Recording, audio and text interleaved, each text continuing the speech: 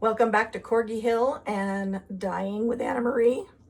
It is a hot day in Idaho today.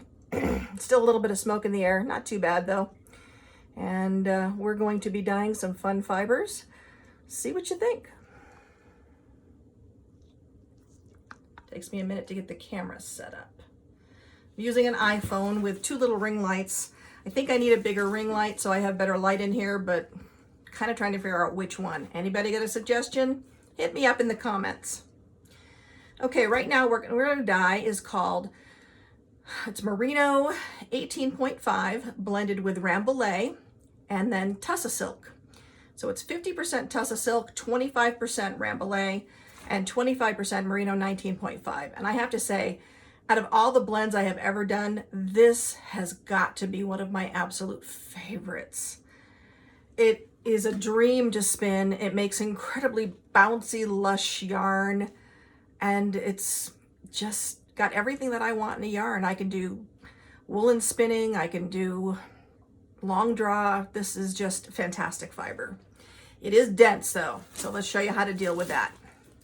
First color up is called Berry Bellini, and we're going to start with Peach.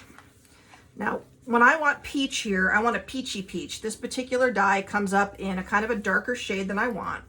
So what I do is I lay it down pretty thick, go both sides, really check this one and massage it through to make sure that this gets right into the middle, because if it doesn't, you're gonna end up with white in the middle, and that's not what I want.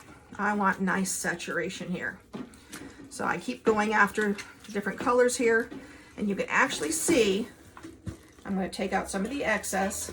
This color started out as kind of an orange, and you can see where it's gone, well, peach. So one of my favorites. I think it happens to be one of the Dharma dyes that they say is, quote, advanced. Yeah, just use it. And then the next color is going to be Flamingo. Flamingo is a soft pink, and it's got that tinge to the orange side, so you get that flamingo-y pink. I'll put that down a little bit. Again, I want to make sure that I've gone all the way through and hit all the white spots. So I'm going to massage it through. The other side doesn't have any through, so I'm going to keep massaging. Not enough. Okay. That's not going through the way I would like. So I'm going to grab another bottle and I'm going to lay it down on the other side. Again, making sure you shake up your bottles because they do settle. So I'm going to put some more flamingo down on that. Now you can see I've got some splotchy bits that are coming out. See, there's a good suggestion of those. The dye will settle out, and I don't spend a tremendous amount of time pasting up my dyes or anything. A lot of people do. I don't. I just look at these as part of the watercolor, and I just go through and massage them through so they're not spotty, but they're still part of my colorway. Okay, so now you've got that flamingo. Still got a little bit of white in there, but I can get that with just the dye. Just push through and you can see how that colored. Just pick up the dye what you've got. And again, I'm going to take out the excess dye and put it in the pan that I have underneath. No, not quite. It's funny, you just keep checking, you keep checking. You do finally get there. Sometimes it takes a minute though. Okay. After flamingo, I'm going to need some pale tangerine. Now you can do that a couple of ways. I can take my tangerine colorway and I can dip it in with some water, or I can just lay it down lightly, like I'm not putting a lot through, okay? So even though that's down like that, I'm pressing it through hard, okay? And making sure that tangerine just goes through on both sides. So I'm massaging that in pretty hard, okay? And that's still not quite enough on this side, so I'm going to lay a little bit more down. Okay, so, but that's a little bit more tangerine than I want, so I'm going to come through and I'm going to squeeze the excess dye out. And then I get my pale tangerine. And I'm still going to double check. I got a white spot right there. And I'm just going to kind of dribble a little bit here and there. With paler colors, I would much rather use a pale colored dye than a dark colored dye and then push it up. It's much easier to make something light dark than it is to make something dark light. Okay, the next color we need is Lilac.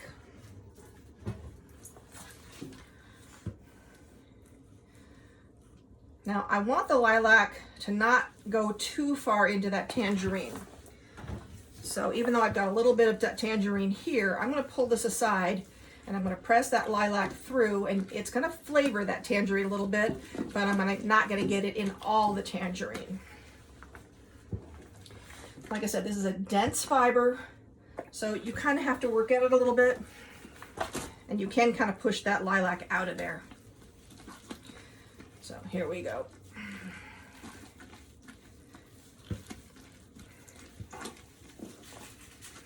Okay. Dense fiber means more work.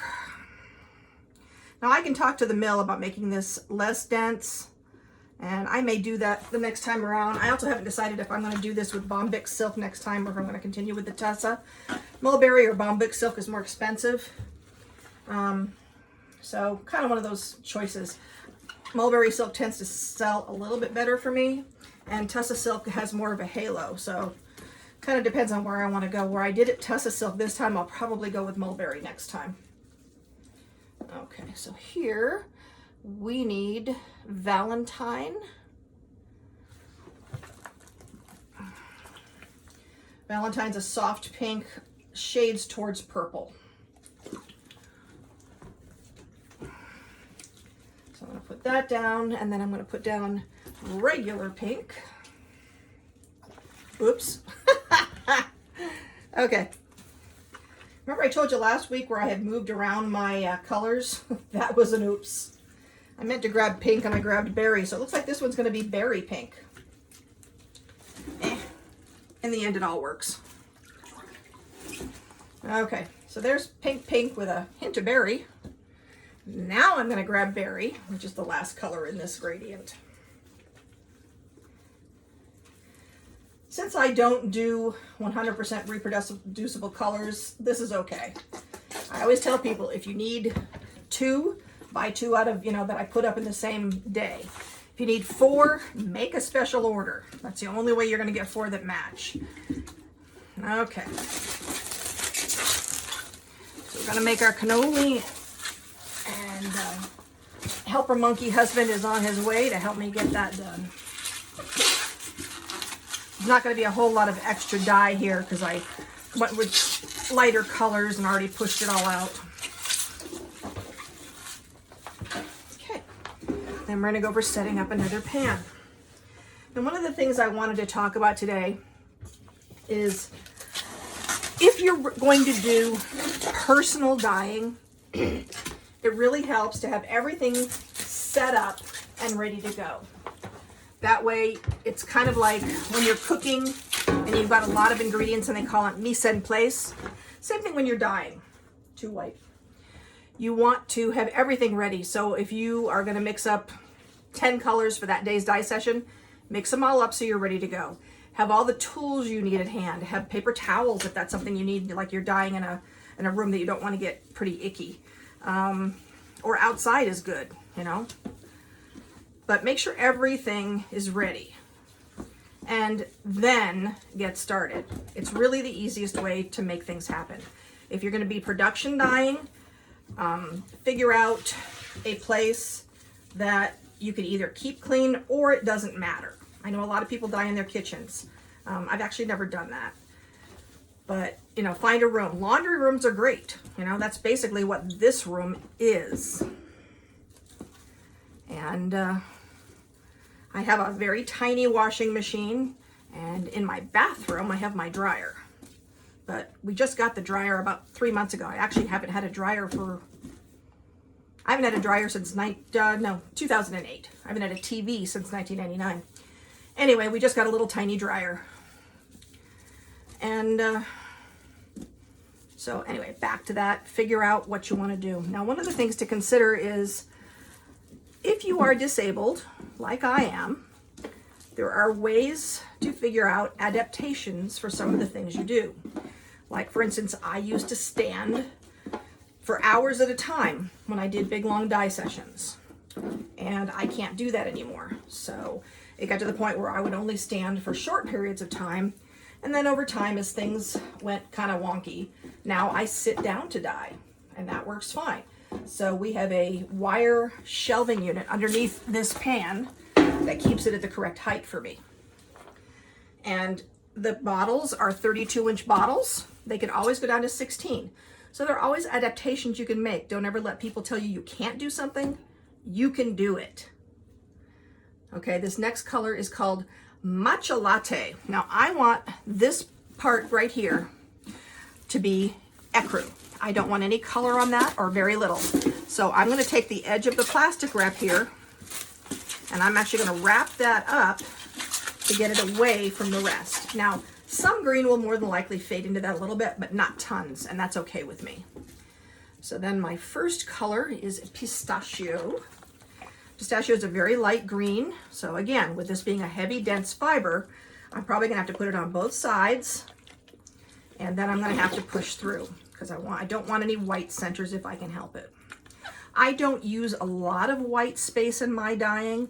I've just never been that good at it, and there are some dyers out there that use a lot of white space and are really amazing. The one who comes to mind, even though she's not dyeing anymore, is Pigeon Roof. Man, she used white space like nobody else, and her stuff was gorgeous. When I first started spinning before he was dyeing, Pigeon Roof was like one of my go-tos.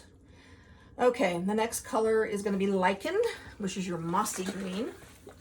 So I'm gonna put down some Lichen. Now, one of the things I'm doing here is I want a mossy green, but I don't want it this particular dark. So I'm gonna add over the top of it just a little bit of sage. And that's where I wanna get kind of a different color. Sorry, words, they're not my friend today. Again, push that through, check the other side. I don't mind if I have light and dark, I just don't want white. Because this is so dense, I'm gonna check. Now see, that's a little bit lighter than I want, so it tells me I need to push through a little bit more. And you just go with the dye that you already have, and you're trying to get it to go through the fiber. And you can go to that color again. We're good, good, good. Okay, like I said, I don't mind some light and dark, I just don't want white. Okay, this next color, we're gonna go back with the aqua. Okay. And I'm going to put down a fair amount of it, and I want the aqua on both sides on this one. So I'm going to make sure it's on all of it. And then I am going to take that same sage and I'm going to lay it down over the top of the aqua. And then I want some blue in that too. So I'm going to use some of that alpine that we've talked about before. Okay. And that kind of is making a really cool color that has no name, but I like it.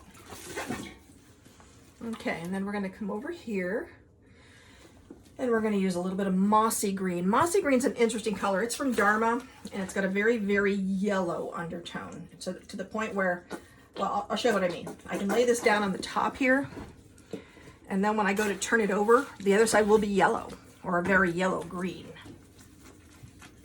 So I mean, that looks like a great moss. See all the yellow on this side? So I actually will lay this, turn it over, and lay down some moss on top. So, and then that gets me that moss color that I want. Finally, I'm going for a spruce, which is a deep forest green, and a little bit of teal. So, but I don't want it super dark. So, yeah, it drips. You just kind of fix it.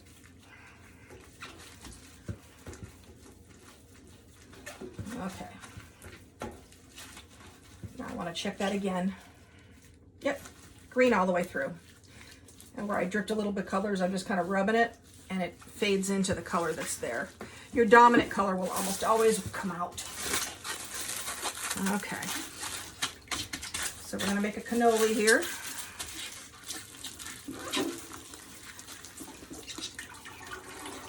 And you can see that all of the colors are coming through.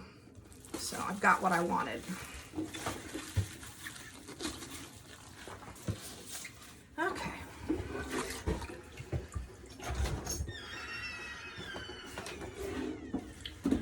So next up, we're going to be dyeing a new fiber to me. And this fiber was interesting to blend, and I think I will change it next time. This is Merino 18.5, and I blended it with peduncle silk, or peduncle. And that silk is gray. Now what's interesting about this silk is it's similar to Tussa, where it's got that fuzzy halo to it. It's not combed or reeled as the mulberry silk is. So it's got a coarser feel to it than some of the silks. It feels almost like a woolly, like a really fine wool. So it's not gonna have the same kind of drape that mulberry silk will. And it's gonna have more of a halo. But what I wanted was a gray-based fiber. I'm always looking for different color undertones to wool because I like the way the colors come on top of them. So you can see this is a very dark gray. This turned out darker than I wanted, so I'm pretty much gonna have to go with more jewel tones on top of it, and that's fine.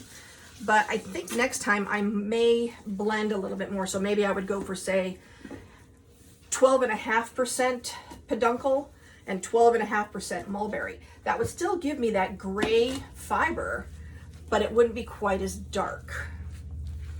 I could even do the same thing and blend it with Polworth or, you know, any other white fiber just to get the gray. I don't blend a lot with Biffle anymore. Biffle's gotten ridiculously expensive. And frankly, it's not as popular as it used to be. I have it in the shop. I mean, I've always got a little bit of it, but it just hasn't been going as well. So I've been sticking more to the merino, although I've got more Polworth coming in, and Polworth is one of my personal favorites. And I think I have a Cheviot blend coming in. Okay, so merino peduncle. This color is called Ennui. And don't ask me where that comes from. I have no idea. I just came up with a word and came up with a color and did it. So the first one's going to be aqua. And the aqua on the green goes interesting, almost goes on the gray, excuse me. I'm having trouble with words today. I'm actually passing a kidney stone, so words, they're not my friend. But that's normal for me. Don't get crazy. So it goes more green than you would expect of a normal aqua. And I can decide if I like that green or if I want more blue.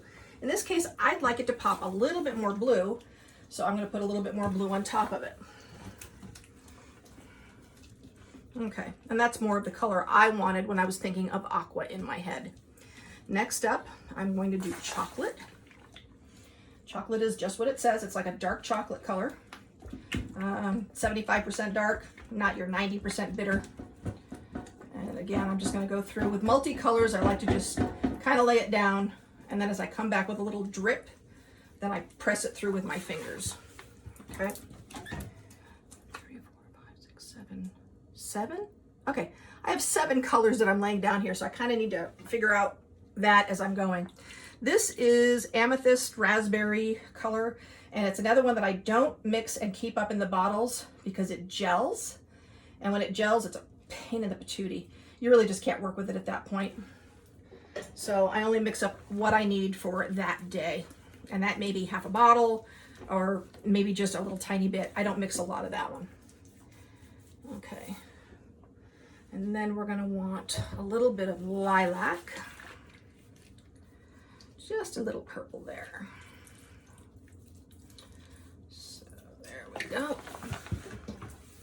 Again, kind of check, make sure it's going all the way through. I also want to make sure it blends at that point there where it meets the raspberry, so I don't have a sharp demarcation. I don't do sharp demarcations, it's just not my thing. Every dyer has a style, so we all work out what we want. Okay, this is where it gets interesting. This end is what I call I really don't have a name for this. It's just what I do. So I am adding some lichen. On top of the lichen, I'm adding sage and just in drips and drabs. Okay, remember what I said about the word thing? This is olive, not sage. Okay, this is sage. And on the sage, I'm gonna put the sage on the other side. Okay, and then what I'm gonna do is I'm gonna take turquoise and I'm gonna dot. And when I say dot, I'm putting the turquoise in just spots.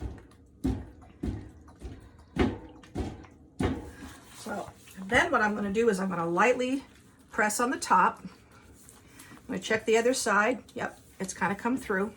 I'm going to make sure that, yep, it's all where I want it. So that color, every single one of those colors is going to strike at a different temperature. So that end is going to be really interesting. It may turn out more green. You're going to see hints of olives. You're going to see hints of the turquoise. It's all going to be there. And I have a couple of colors I do that. But that is a classical painting technique where you would put all the colors down, but then you would scrape away parts of the paint so you'd see the other ones. There's a word for that, and it's done with a palette knife. And my brain's not working right today. Escuto? Anyway. I'll figure it out later. It'll be 2 o'clock in the morning. I'll remember the name of it. But that's kind of the technique I'm going for with the dyes. Okay, here comes my helper monkey.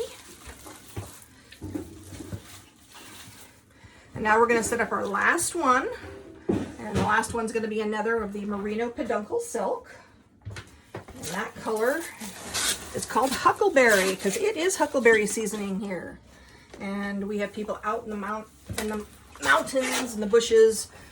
Huckleberry spots, man, it's like fishing spots. Nobody's going to tell you where they go get huckleberries. They're just not going to say.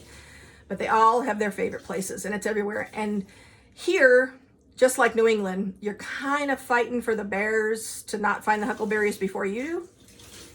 So, and they're not cheap. They're sweet, they're tasty, they're similar to a blueberry, but just a little different. And you can get them sometimes at the farmer's market and sometimes at the fruit stand and stuff. If I remember last time I checked, they were about $50 a gallon bag. Like I said, expensive, but I like it. And I have a friend that sometimes goes and picks them and brings me a small bag, and I make pancakes with them. So this is huckleberry, kind of in a tribute to huckleberry season. Now the best way to make pancakes with huckleberries, because they're incredibly juicy, is to take them and lay them out on a big pan and freeze them as much as you can so they're kind of individual, and then shake them in a little bit of sugar and then put them in a bag and freeze them. So you've got kind of a sugared huckleberry. Then when you go to make pancakes, you put them in frozen.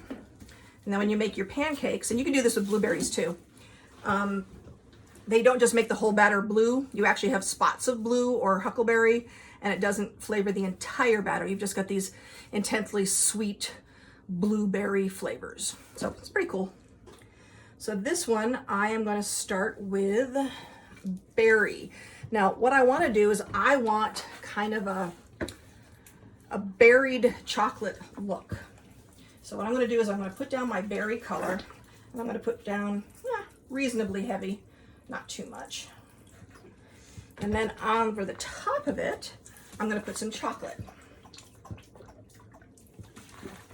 And so then you get kind of a chocolate berry look. Comes out really good when you see it in the light. And I've done this with several colors. So a little bit more berry on the top of that. The next color is going to be Fawn.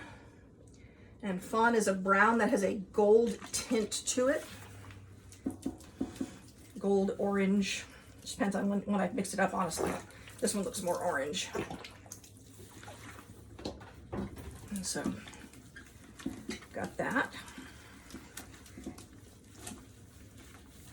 And then I have Aztec Gold. Now, Aztec Gold is another color that is a pain in my patoot. So, it can only be mixed up as you need it, or it just goes weird colors. So, I've started only mixing up pretty much what I need. I'm going to put down that. Now, I'm noticing it's going down the side a little bit. So, just checking that, get the excess out. Okay, and that's not quite as gold as I want. So I'm going to add a little bit of honey on top to get it golder over the gray. Sometimes you have to add a little bit more color, but it's going to get me what I want in the end. Next color is going to be purple. And my purple is a mixture of several different purples, but and a little bit of red and a little bit of blue, and I don't know.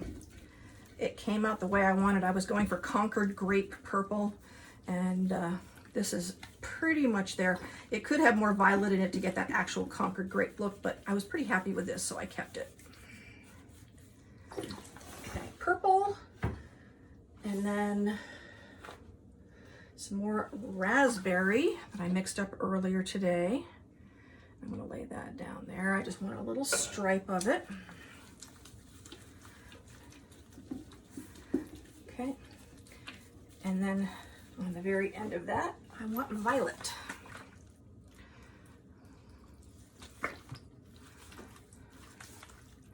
Okay, and that is my tribute to huckleberry season.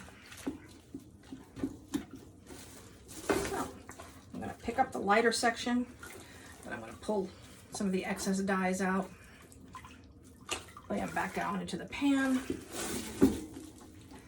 Okay. And there you go. And just wrap it up. And I got all that through, so.